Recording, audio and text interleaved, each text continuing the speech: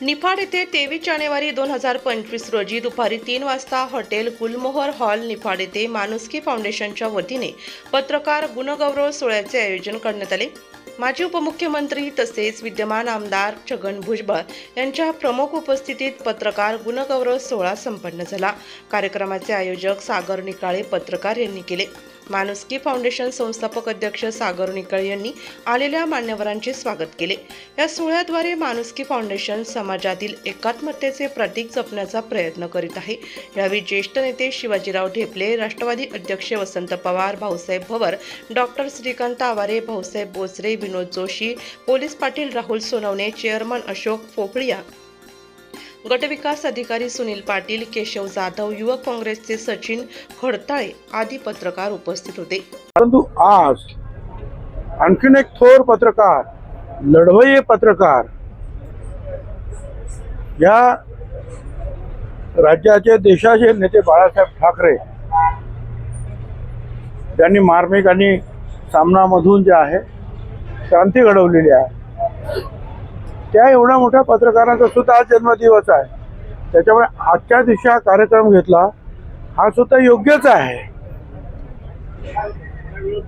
आणि त्याचबरोबर अर्थात आज सुभाषचंद्र बोस यांचा सुद्धा जन्मदिवस, त्यांना सुद्धा मी आदरांजली वाहील, बाळासाहेब ठाकरेंना सुद्धा आदरांजली वाहील। आणि बाळासाहेब ठाकरे किंवा त्या अगोदर बाबासाहेब आंबेडकरांचा मुकनायक आणि इतर जे वर्तमानपत्र त्यांनी काढले, किंवा महात्मा गांधी, हरिजन आणि यंग इंडिया असेल, किंवा आचार्य अत्र्यांचं मराठा वर्तमानपत्र संयुक्त महाराष्ट्राच्या चळवळीमध्ये त्यांनी काढले, किंवा त्या अगोदर दिनबंधू पहिलं ग्रामीण वर्तमानपत्र भालेकर यांनी सुरू केलं, जे महात्मा ज्योतिराव फुले यांचे शिष्य।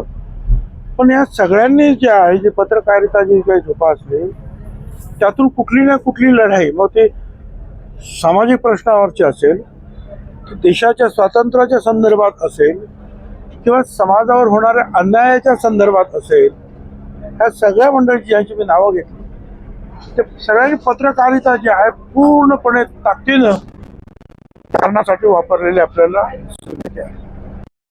असे पत्रकार जे आहेत, जीव धोक्यात घालून रात्रंदिवस जे काम करतात, त्यातली सुद्धा काही उदाहरणं, एखादी लढाई सुरू असते, युद्ध सुरू असतं, त्यावेळेस तिथल्या बातम्या ज्या आहे पोचवण्याचं काम, कधी बॉम्ब पडेल, जीव जाईल काही कळत नाही, अशा वेळेला सुद्धा ते पत्रकार रात्रंदिवस तिथे असतात। म्हणून आपल्यापर्यंत कळतं की काय कुठे चाललंय। 6 जानेवारीला पत्रकार दिन असतो आणि बाळशास्त्री जांभेकर यांचा जन्मदिवस हा पत्रकार दिन म्हणून सर्वसाधारणपणे साजरा होतो अख्ख्या महाराष्ट्रामध्ये। परंतु काही कारणामुळे जे आहे आज त्या निफाडमध्ये जो आहे हा कार्यक्रम आखण्यात आला, तर त्यामुळे मी असं म्हटलं की ठीक आहे, 6 जानेवारीला पत्रकार दिन आहे, तो खरं आहे। पक्षीय संघटना नसून आम्ही सर्व मित्रपरिवार एकत्र येऊन एक सामाजिक उपक्रम राबवत असतो आणि त्या माध्यमातून आम्ही जे समाजकार्य हे करत असतो। त्यामध्ये अनेक अंध, अपंग, दिव्यांग असतील किंवा इतर समाजातील दुर्लक्षित घटक असतील, त्यांचा नेहमी सन्मान आम्ही या माध्यमातून करत असतो। आणि आज आपण या कार्यक्रमासाठी सर्व पत्रकार बांधव मोठ्या संख्येने उपस्थित झालात, त्यांचे मी आभार मानतो। आणि साहेब, आपण देखील आम्हाला वेळ दिला या कार्यक्रमासाठी, त्याबद्दल आपले मनपूर्वक धन्यवाद व्यक्त करतो। माझे 2 शब्द संपवतो। धन्यवाद। सर्वजण खरं तर पत्रकार मित्र आहात, पण पत्रकार हितचिंतक सर्वजण सागरवर प्रेम करता आणि विशेष करून साहेबांचा कार्यक्रम असता। साहेब, तुमच्या हस्ते हा 3रा कार्यक्रम आहे दरवर्षीचा की पत्रकारांचा आपण आपल्या हस्ते सन्मान करतात। आणि विशेष असं सांगायचं ठरलं तर सागर तर रुसून बसतो, ते साहेब असतील तेव्हाच कार्यक्रम।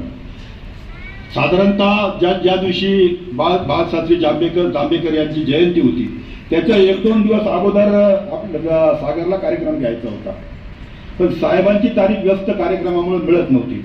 आणि सागर म्हणे, साहेब असतील तरच आपल्या कार्यक्रम 1 महिना का ते होईना। साहेब, सागरनी तुम्हाला धन्यवाद दिले, मी आपल्या या ठिकाणी आभार मानतो। माणुसकी फाउंडेशनचं तुझ्या सागरच्या प्रास्ताविकामधून त्यांनी काम सांगितलं। खरं तर आपण ज्या समाजामध्ये, ज्या जातीत, ज्या मातीत आपण जन्माला येतो, ज्या समाजात आपण जन्माला येतो, त्या समाजाचं आपण काहीतरी ऋण करावं लागतो. आणि ते ऋण फेडण्याचा खरा तर हा एक त्यातून उतराई होण्याचा सागरचा हा एक छोटासा उपक्रम असतो. आणि विशेष करून खरं तर पत्रकार मित्र आपल्याबद्दल आपल्याला तर धन्यवाद दिले पाहिजे. वर्षातून एकदा तुम्हाला धन्यवाद द्यायची संधी आमच्यासारख्याला मिळते.